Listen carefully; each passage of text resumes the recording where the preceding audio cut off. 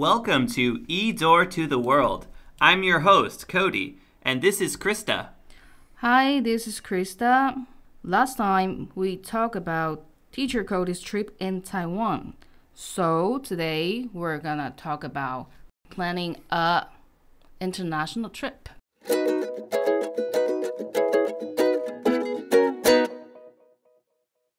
Teacher Cody, what do you think we need to prepare and to know for planning an international trip?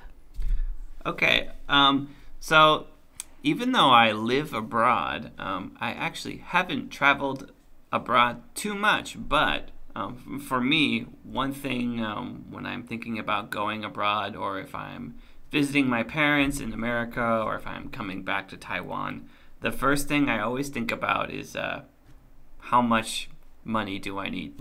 Can I even do this? So that's our budget. Our budget is how much money we'll need to do something we want.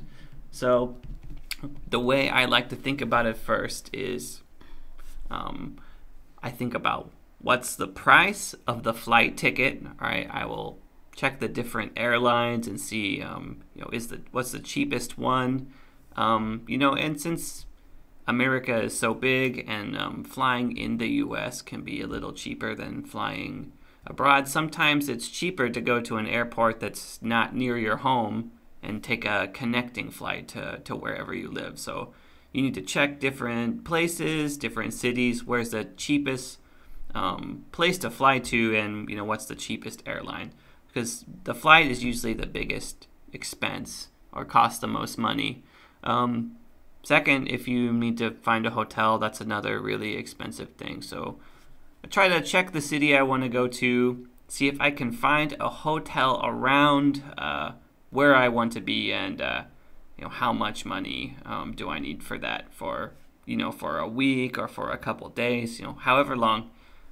When I have the flight ticket and the hotel, figured out how much money it's going to cost, then I think we start to have a good idea of how much money we need.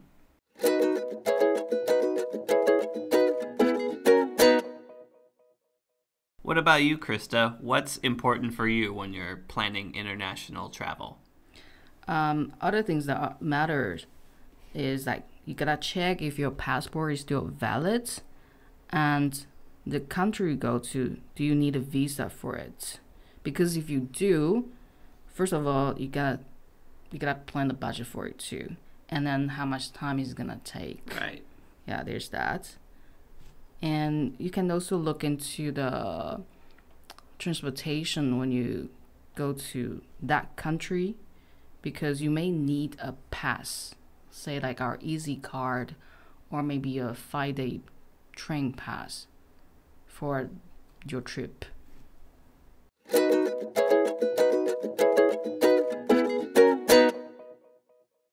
Teacher Cody, can you tell us the common transportation methods for tourists if they're in the U.S.?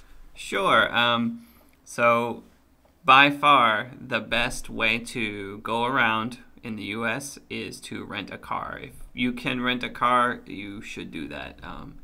Public transportation in the U.S. is not so much. It's not like in Taiwan or Japan, where you have your MRT and your train. It's all really easy to use. Like if you're in a city, there will be some buses, and they should be okay. But it's much more convenient to use a car in the U.S. because things are just usually kind of far away. So it will maybe be expensive to take a bus or a train, and maybe it's a little bit slower.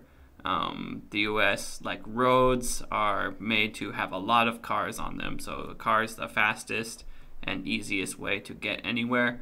Also in the U.S., there's a lot more parking, so you don't have to worry so much about where you will park your car. There's always a place for it. Good to know. So that's transportation in the U.S. Krista, where have you traveled recently? I've been to Japan. That was in July. Okay. Early July.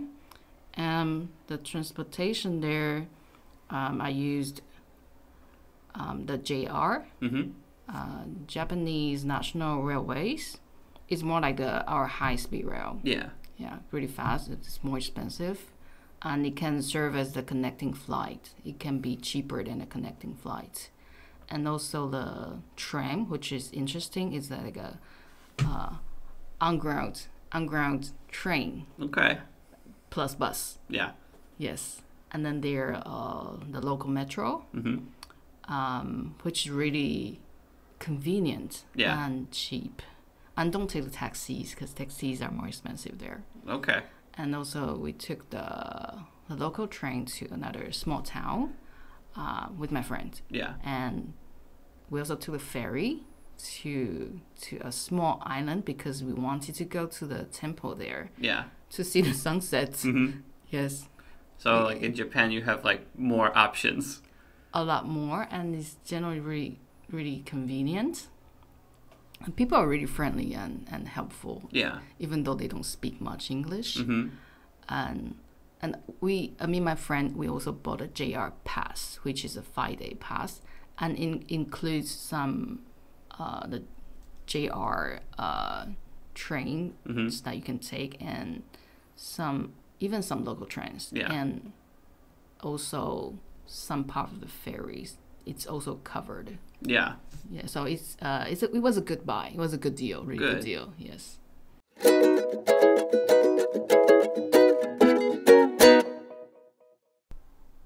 Teacher Cody, do you have any tips that can share with us to make the trip easier?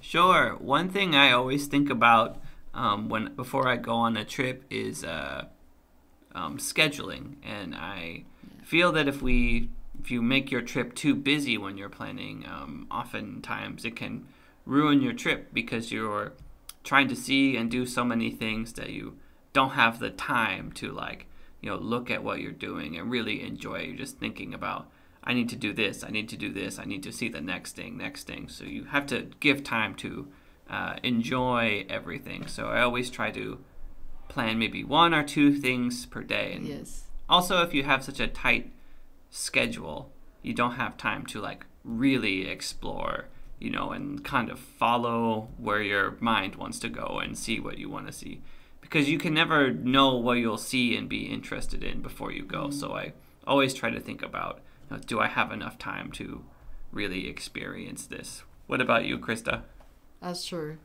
It just made me think of the cable card I didn't take, but I ended up in a tea house with tons of cats. That was really relaxing. That's awesome. Yeah. Yes, it's awesome. And other tips, maybe you want to install the translation app onto your phone, so it's convenient. Even if you don't speak the language, you can use the app to show people what you want. Right. And the app works really well now, so you can use it. And other things would be yes, watch the YouTube videos before you go. Definitely. It's gonna give you a lot of ideas, good ideas of where you want to go, and so you can save time on planning and go to the right places and without spending too much money. Yeah, definitely. Yes.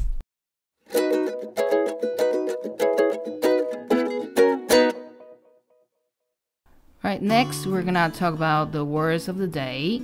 So, Teacher Cody, can you tell us the 3 words? Sure. The first word is budget. 预算. Right. You need to make sure you have enough money for your budget. The second word is valid. 有效的. Make sure your passport is still valid before your trip. And the last word is transportation. 交通. Make sure you know what kind of transportation you need. Now, let's talk about question of the day. Question of the day is, what country do you want to go to, and which cities do you want to visit? Also, if you can, please also tell us what you want to do there. All right, Teacher Cody. So which country do you want to go? I want to go to Italy, and I want to visit the Italian countryside, not a big city. I want to go there, maybe go somewhere where they like making red wine and have okay. some market where I can buy some fresh basil and fresh Parmesan cheese and make pesto and have a kind of a cozy Italian countryside experience. What about you, Krista? I think I'm gonna go to Japan again, but this time will be with my mom, and hopefully also like the countryside. Yeah. Because you don't really want to run into many tourists. Yeah, right. Get that kind of local experience. Yeah. So 2 places, to be honest. I think one is Osaka or Hokkaido. Okay, cool. Yes, these 2. But they're pretty extreme, but these 2 places are on my list. Yeah, right. Yes. Get away from the hot weather. Yes, and I'm sure there are many tasty food Yeah, in definitely. Hokkaido. Yes. 同学们听完本周的 podcast 后，欢迎投稿你们的学习单。投稿的 Google 表单连结，请见桃园市英语教学资源中心脸书或官方网站。只要投稿就有一次抽奖机会，每次段考抽好礼，期末加码抽大奖。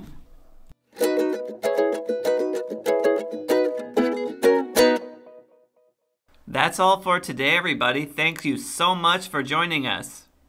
We hope you enjoyed it and see you again in the next episode. Bye-bye.